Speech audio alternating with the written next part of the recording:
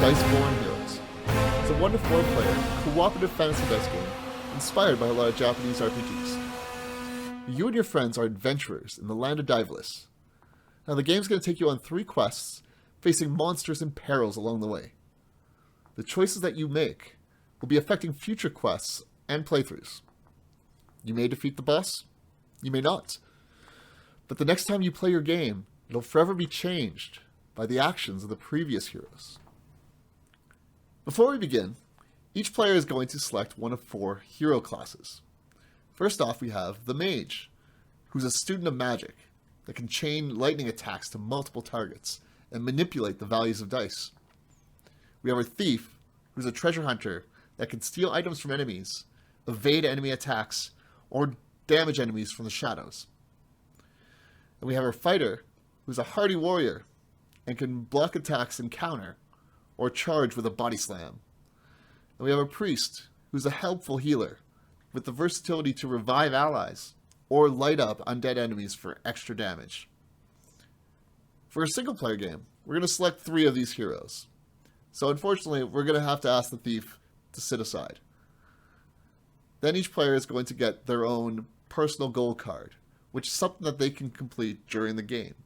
And they're also going to get 1 hero token. We're going to set up the attack deck and put it aside, and then draw a quest card from the level 1 quest deck. For this playthrough, our first quest is at the Haunted Forest. A group of heroes are sent to search the woods for clues on villagers who have gone missing, unaware that they are being hunted. Hunted? Well, let's get started. So now that we set up our quest, we're going to reveal 1 monster for each hero from the level 1 monsters deck. So we have a Shu, a Sahagin, and a Ghost. Each monster has their health shown on the hearts on the right, and their attack that's shown directly below. Each monster is going to be receiving 1 attack card from the attack deck. That's going to determine who they attack and when they attack. But first, we're going to gather our pool of dice.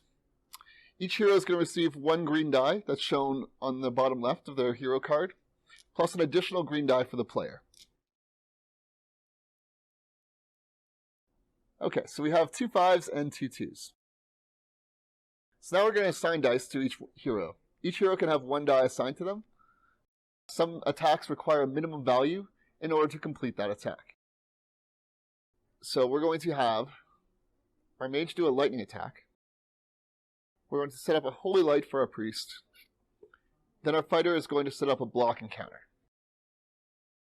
So now, once all our heroes have a dice assigned to them, we're going to reveal an attack card for each monster. So you have a 6, 5, 3, and a 5. So now we're going to go to the resolution phase. So we resolve attacks starting with the lowest value number, working its way up. So in this case, the lowest value is going to be our 2. The Priest attack is Holy Light, which will heal 1 hero or deal 1 damage to an enemy.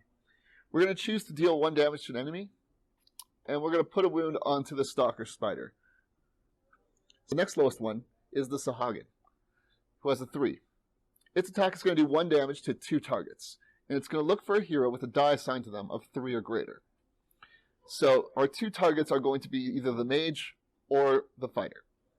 So the first attack, we're going to have 1 damage to the Fighter. Now the Fighter's counter ability is, whenever he's the target of an attack, he'll deal 1 damage back to whoever hit him.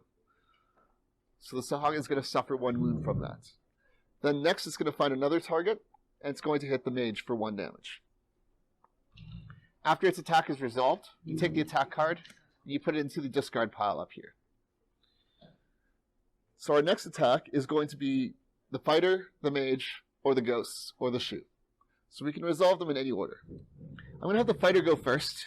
So the counter attack, when this dice would resolve, puts 1 shield on the Fighter. Now the shield is going to prevent the first damage it receives from here on out. Next up, I'm going to have my Mage attack. It's going to do 1 damage to targets with the lightning attack. So we're going to have 1 damage to the Stalker Spider, and we're going to put 1 damage on the Sahagin. Next up, we have our Ghost and the Shu that have to attack. So the Ghost attack is going to do 1 damage to someone with a 5 or greater. So we're going to have it hit the fighter, which is going to remove the shield from the fighter. And because he was the target of another attack, he's going to counterattack for 1 damage. So after this is resolved, this card gets discarded. We go on to the shoe. The shoe's attack is going to do 1 damage, and we're going to have it hit our fighter again.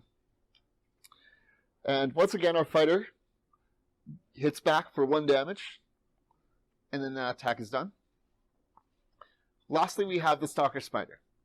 So it got a 6 attack card. So because none of our heroes have a 6 die, its attack doesn't go through. Okay, so now all the attacks have been resolved. Then any of round effects would happen. If there was a poisoned hero or monster, it would suffer a poison damage at this point. Then we get our dice back, and we roll again. Alright, so we have 2 3s and 2 5s rolled. So now we're going to set up attacks. We're going to get up another counter for our fighter. And because our fighter has taken quite a bit of damage, I'm going to set up a revive to heal our fighter with the priest. And then lastly, I'm going to do a frost attack with our mage. Now we're going to reveal attack cards for each one of the monsters. 6, 2, 4, and block. So the block is just going to add a shield to that monster right now, and it's not going to attack for the rest of this round. So now we go from the lowest to highest. In this case, the shoe is going to be the first one to attack this time.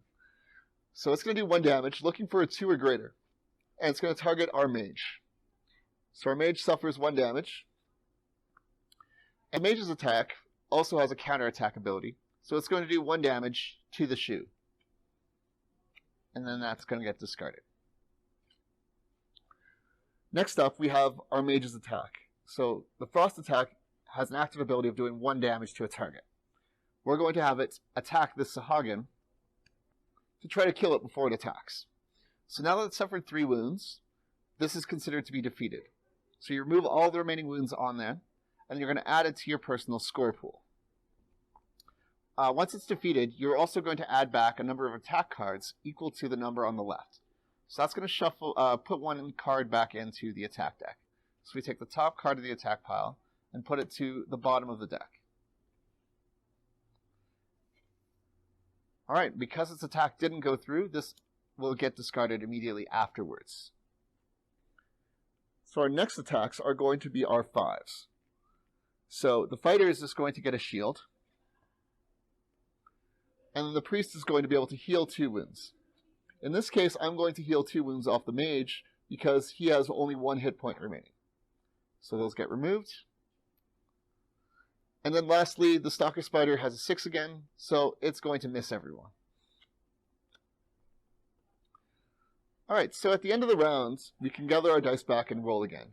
However, in this case, I'm going to use the fighter's hero token ability. So hero tokens can be used in between any number resolution during combat phase or during assigning dice phase. The fighter's hero token ability lets you deal 1 damage at any point that cannot be counterattacked. I can exhaust this token in order to do that damage immediately. So I'm going to do 1 damage to this shoe, and that's going to be the finishing blow on this guy. Because he's defeated, you remove the wound tokens, and you're going to add 1 card from the discard pile to the bottom of the attack deck. And then remove him to your personal defeated pool. Alright, now we're going to gather dice and go again.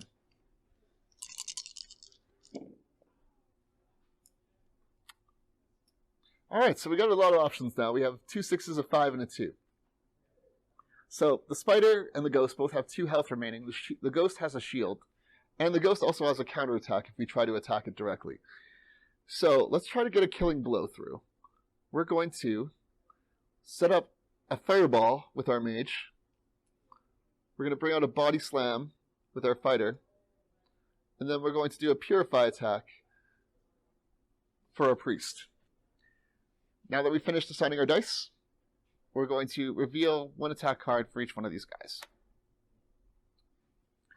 Alright, so looks like they got the jump on us on this round. Because they have the lowest value numbers, they're going to be able to attack first. So the first up is the Stalker Spider. It's going to be able to do 1 damage and poison to the closest one to a 1, which is going to be our mage. So our mage is going to suffer 1 damage and a poison. So the poison is going to add a wound at the end of every round. So that's probably not a good thing to hold on to for too long. However, hopefully we should be able to finish these guys off immediately. Next up, the Ghost is going to go. It's going to do 1 damage to the closest one to a 2. So that's going to hit our mage again for 1 damage.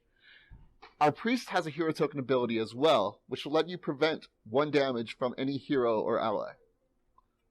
So I'm going to use my Priest token ability to prevent that 1 wound from hitting our mage.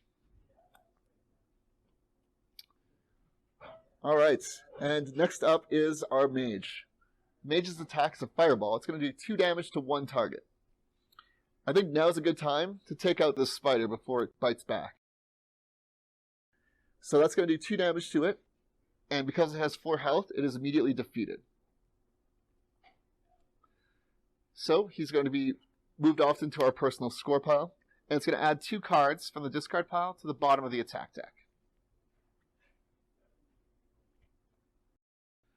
Next up, we have 2 6s. I'm going to have the Priest do their Purify attack. It's going to do 2 damage to a target, or 3 damage if the target is undead. In this case, the Ghost is an undead enemy, so it's going to do 3 damage to it. The first damage is going to get blocked, but the other 2 are going to go through. And that brings it to 3 damage, which is going to immediately kill it. So now that the Ghost is defeated, we're going to get 2 attack cards from the discard pile back to the bottom of our attack deck. And because there are no more enemies around, there's no reason to resolve our fighter's body slam, so he's going to sit out for this round. At the end of the round, we look to see if there's any more enemies. Because all the enemies are defeated, we've passed the quest. We're going to remove any conditions, shields, and poisons from our hero, return our dice, and go to the town phase. Alright, so during the town phase, each hero is going to have the opportunity to rest at the inn to recover their wounds, as well as being able to level up and buy items. Now each hero that rests was going to take time, and it's going to cost us 1 card off the top of the attack deck for each hero. Now the attack deck, it's a timer, and if the deck ever runs out, each hero is going to suffer 1 wound for each card that can't be revealed, which is a bad thing. However, in this case, I think we should rest our fighter, who has 2 wounds on him right now. There's still plenty of cards left in the attack deck. Because we have a Priest, I think we can go without resting our mage, who only has 1 wound. Plus, the 2+ attack card is not a bad card to get rid of. So after the time spent at the inn, we also get to replenish our hero tokens. And then we get to reveal items to purchase. So we reveal 3 items from the item deck. In this case, we have a health potion, a ruby eye, and a solar shade dust. These are one-time use items that you can discard for certain effects. So in this case, the cost for them is shown as monster cards on the right of the card. So we have 3 monster cards we can choose to discard any number in order to buy anything. I think right now, for 3 monster cards, we can get a health potion. That might be our best bet right now. So we're going to discard 3 monster cards and purchase a health potion.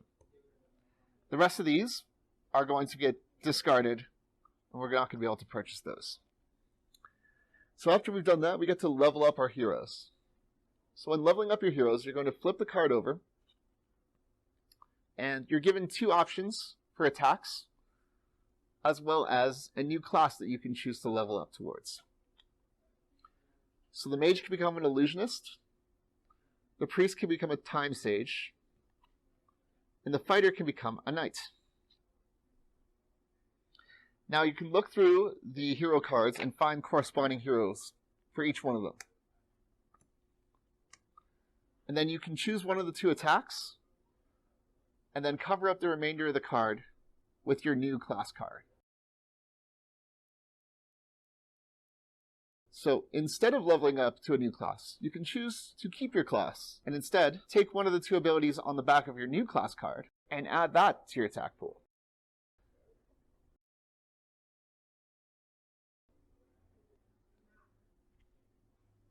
So I'm going to keep the mage, and then my priest is going to be a time sage with the revive ability, and my knight is going to have the body slam ability.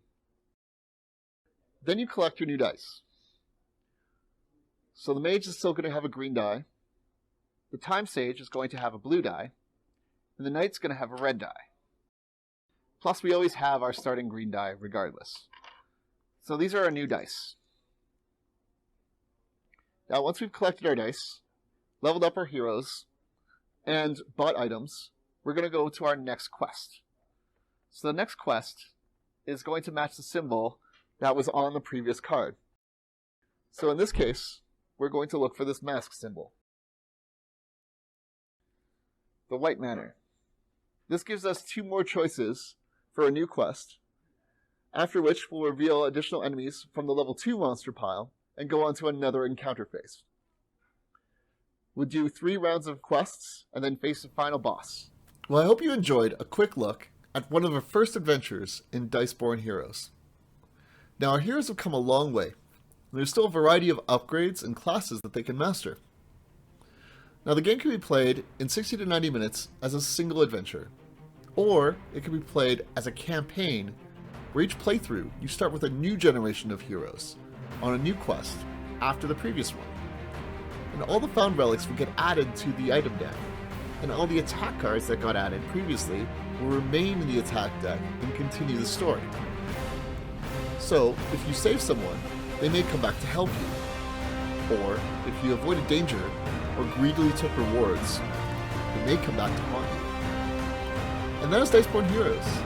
The Kickstarter will be live near the end of April, and we've got a ton of exciting add-ons and stretch goals planned. We'd really love your help to be the hero in making this a reality. Thank you very much.